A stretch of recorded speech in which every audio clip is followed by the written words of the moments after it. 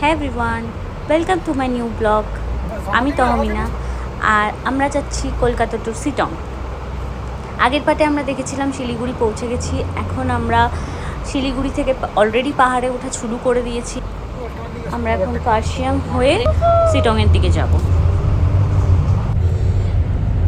চারিদিকটা প্রচণ্ড ভালো লাগলেও রাস্তাগুলো আমাদের জন্য প্রথম দিকে খুব ভয় কাজ করছিল, কারণ কি সরু রাস্তা ছিল, পাহাড়ে ফার্স্ট টাইম ড্রাইভ করে যাচ্ছিল। এখানে আমার ভাই ড্রাইভ করছে, তো সামনে থেকে কোনো গাড়ি আসলেও ভয় করছিল কীভাবে সাইড কেটে যাবে। এই তো আমরা কার্শিয়াং শহরে ঢুকবো এবার। 33 কিলোমিটার দার্জিলিং দেখাচ্ছে।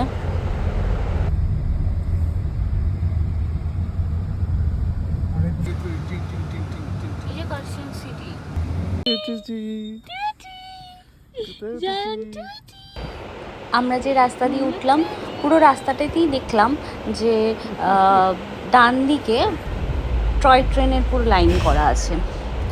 এখন আমরা কার্শিয়াং শহরটাকে পার করে আমরা এখন একটা সরু রাস্তার মধ্যে ঢুকেছি। এটা আমাদের জন্য খুবই ভয়াবহ একটা রোড ছিল।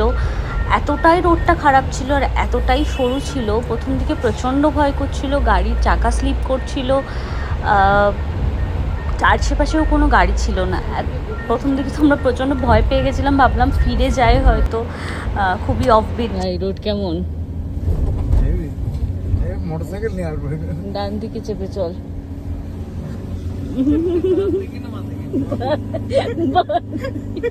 সরি, বাঁ দিকে চেপে চল। হর্ন দিচ্ছে কেন? আরে দিচ্ছে সাইডগুলোতে। যদি কিছু থাকে তো ছুটে যাবে। বাবা এগুলো কি বুঝতে পারবে গাছ? একটা গাড়ি আছে। বাবা কি গাছ এগুলো? লম্বু গাছ? আরে না, এই ডান দিকের গাছগুলো নেই, লাগে হচ্ছে অল টেরেন টায়ার।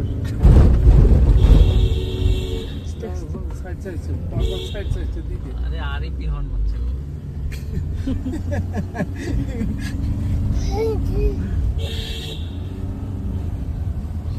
কে সাইড ছেড়েছে? এখানে কি ওভারটেক করে?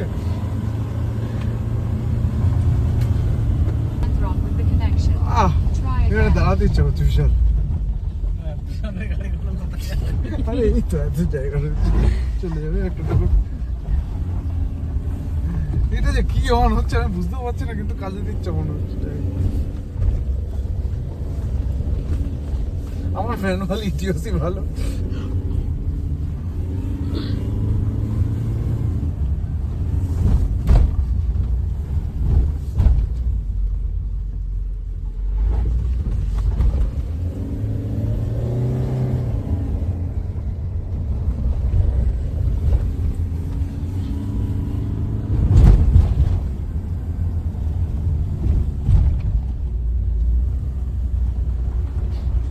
খুব সুন্দর লাগছিল না রাস্তা?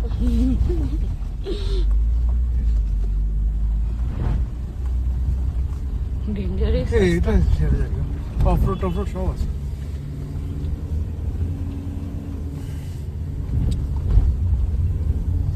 এখনো 8 কিলোমিটার।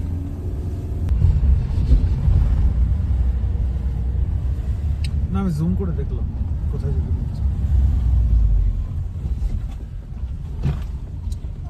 গুগল ম্যাপ না থাকলে জীবনেও পৌঁছানো যাবে না, জিজ্ঞেস করে করে করে করে।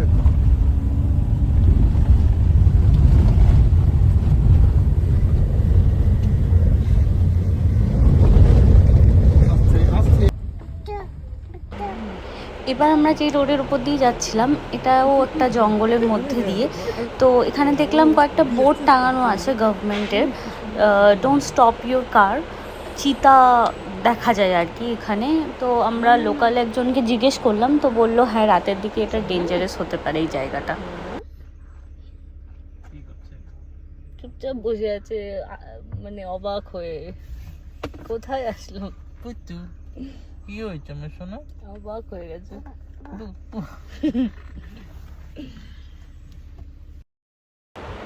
এই তো আমরা আমাদের হোমস্টেতে পৌঁছে গেছি, 4 সিস্টার হোমস্টে। এই যে সামনে দেখা যাচ্ছে। তো ঘড়িতে অলমোস্ট এখন 3টে সাড়ে 3টে নাগাদ আমরা ঢুকেছি।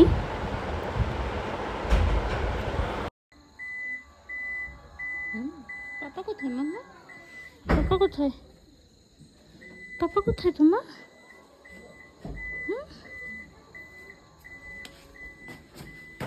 তো আমরা চেক ইন করে নিয়েছি। রুমগুলো ক্লিন ছিল, সিম্পল ছিল, বেশ ভালো ছিল। আশেপাশটা প্রচণ্ড নিরিবিলি একটা পরিবেশ, কোনো লোকজন নেই, গাড়ি ঘোড়ার বেশি আওয়াজ নেই, খুবই একটা সুন্দর গ্রাম।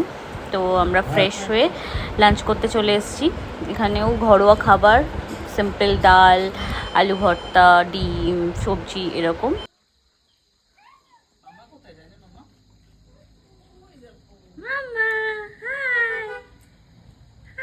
এখানে খাওয়া দাওয়ার পরে একটু রেস্ট নিতে শুয়েছিলাম, কিন্তু আমার বেবি যেহেতু পুরো রাস্তায় ঘুমিয়েছে, ওর একটুও ঘুম পাচ্ছিল না দুপুরবেলা, তো ও আমাদের উপরে চড়ে আমাদের ডিস্টার্ব করছিল। তো ওকে একটু কিছুক্ষণ টাইম দিয়ে আমরা একটু বিকেলে এদিক ওদিক ঘুরতে বেরিয়েছিলাম, আশপাশটা একটুখানি দেখে নিচ্ছিলাম। হেঁটে হেঁটেই এদিক ওদিক ঘুরছিলাম। এখানে পাহাড়ি মানুষদের সাথে একটু কথা বলছিলাম, ওদের লাইফস্টাইল সম্বন্ধে জানছিলাম। এখানে প্রচুর পাহাড়ি ফুল দেখা যাচ্ছিল চারিপাশে, চারিদিকে ছোট বড় নানান টাইপের ফুলগুলো ফুটেছিল, খুব সুন্দর লাগছিল দেখতে।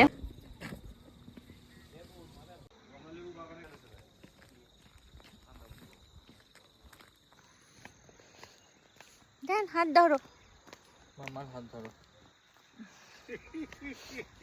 হাত ধরে বলেছে, হাত বাড়িয়ে দিয়েছে।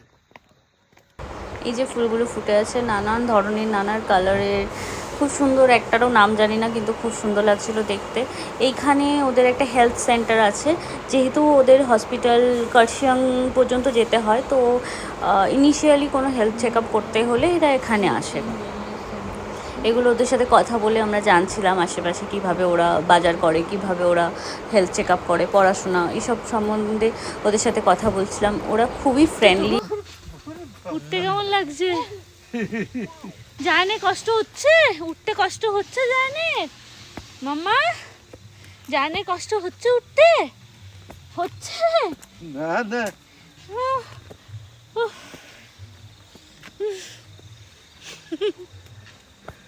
খিদে লাগবে।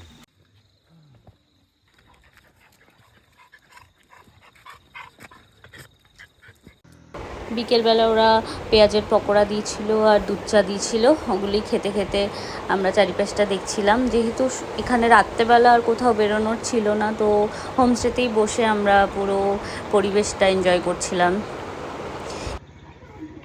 ঠান্ডা আছে।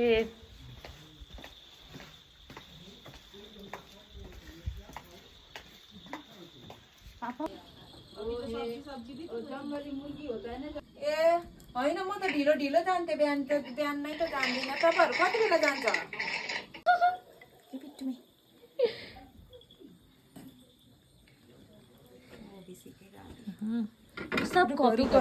একটা যাদের হোমস্টে ছিল তাদের বাড়িটাও পাশে ছিল, তো ওখানে ওরা রুটি বানাচ্ছিল। তো জানো ওদের রান্নাঘরে ঢুকে গেছিলো, রুটি খেতে খুব পছন্দ করে, তো ওদের সাথে গিয়ে রুটি খাচ্ছিল। ওরাও খুব এন্টারটেন করছিল, ওর সাথে খেলা করছিল, জায়ান খুব এনজয় করছিল, আর আমাদেরও খুব ভালো লাগছিল ওদের সম্বন্ধে জানতে, ওদের সাথে কথা বলতে খুব ভালো লাগছিল। এইভাবেই আমাদের সন্ধ্যাটা কাটছিল। अच्छा अच्छा, मजा आ रहा है तुमको? लो वाह, कॉफी गुड, वाह मम्मा, वाह वाह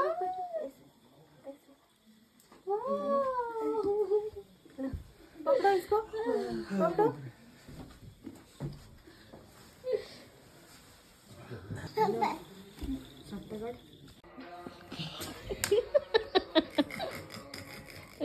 দাও জলটা দাও। Thank you.